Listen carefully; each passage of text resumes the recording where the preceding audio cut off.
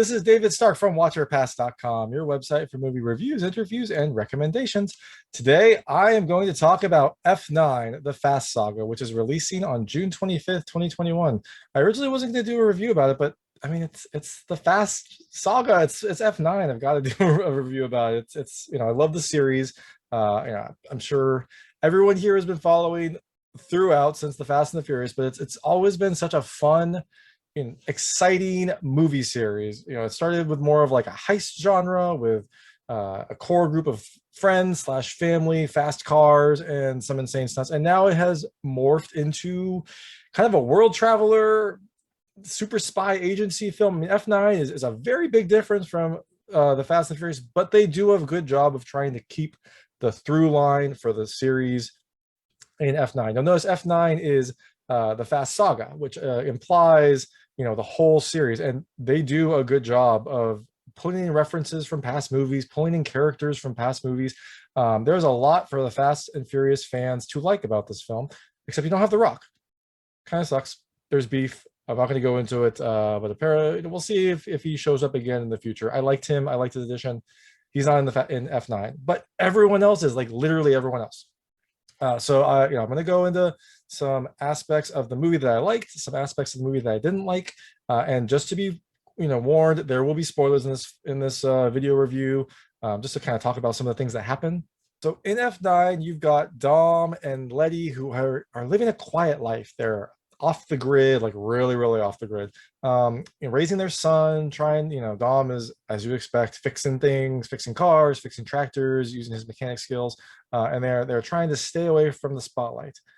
And then there's some sort of secret military transmission that gets sent to them for some reason. I mean, look, it's the Fast movies. It doesn't have to make sense. It doesn't make sense. Just sit back and enjoy the ride. There's a military communication that goes to them, and then they're like, all right, we got to get back in the game. So they go with Tyrese, Ludacris, and Nathalie Emmanuel to track down this cargo that was stolen from a plane. So Dom and the crew they break up to kind of track down this super weapon, this super spy weapon that is trying to be assembled by Dom's long lost brother, who we haven't really seen ever. I think there have been mentions of him maybe in the past movies, but now we get to see him, and it's John Cena, a very, very serious John Cena, a super spy John Cena. And again, this is kind of the perfect addition to the Fast series. The Fast franchise has made some smart additions to kind of grow their family, and it's all been, they've all been on brand. You've got Jason Statham, you've got The Rock, you've got John Cena. They've all kind of fit with the vibe that the series is going for. And John Cena is a great addition. I liked his character. He was, a super spy. He was a tough guy. He was kind of what you expect from John Cena. And it's kind of funny because I think the last movie I saw him in was Playing with Fire. And during the screening, my wife turned to me and was like, it's really weird seeing the firefighter from the movie the kids love playing a bad guy in this movie. And yes, he is a very serious, very bad dude in this film. But it's the Fast franchise. You've got to have a super antagonist, and John Cena fits the bill perfectly.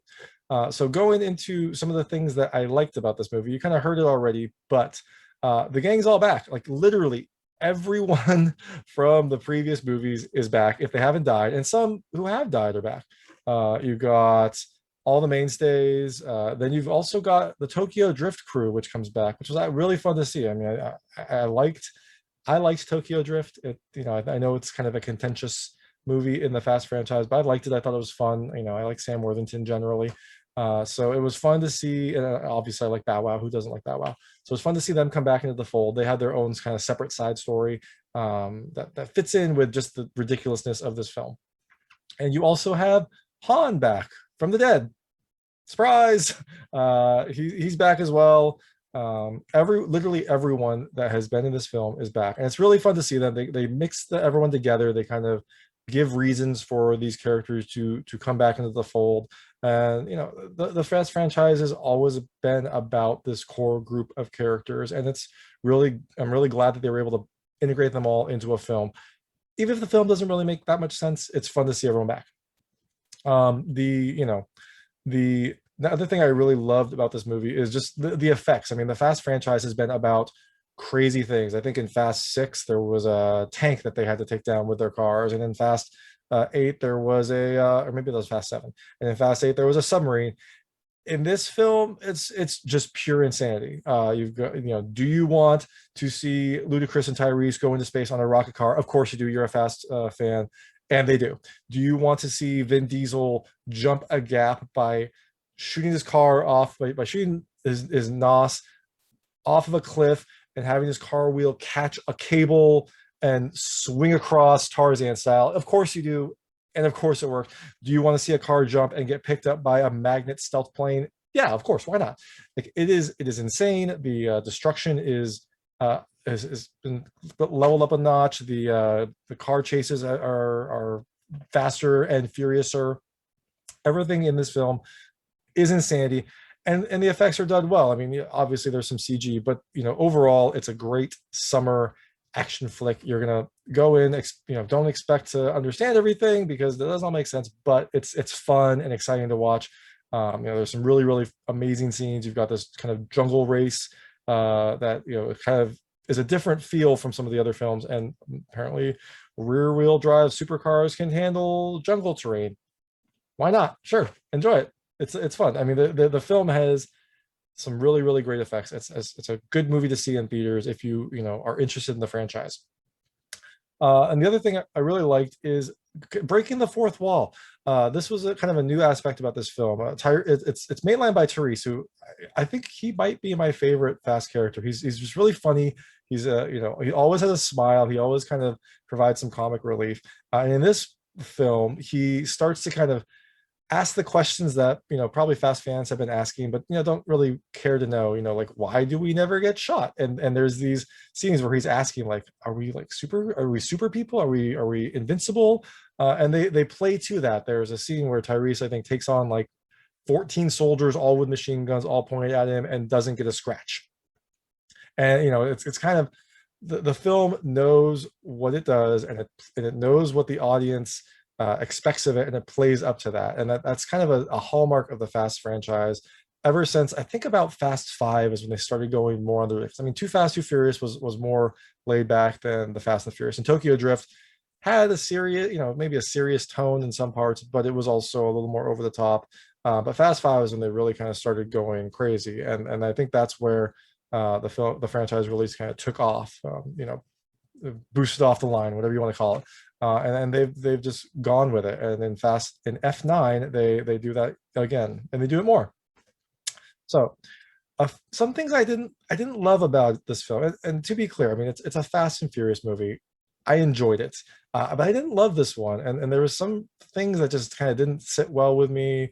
If you go in wanting to be a Fast, if you're going as a Fast fan, it's going to have everything you like. It's got the characters, it's got the ridiculousness, it's got the fast cars and insane stunts that you would expect from the film. But there are a few things that just felt a little weird. And the first thing, I'm sorry, I know I'm going to get kind of this is a controversial is the wrong word.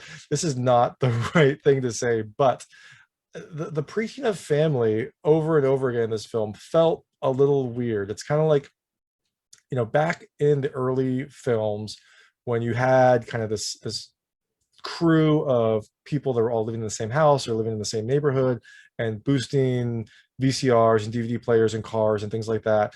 Like, there was this feel of this is a core group, this is a family, everyone's looking out for each other.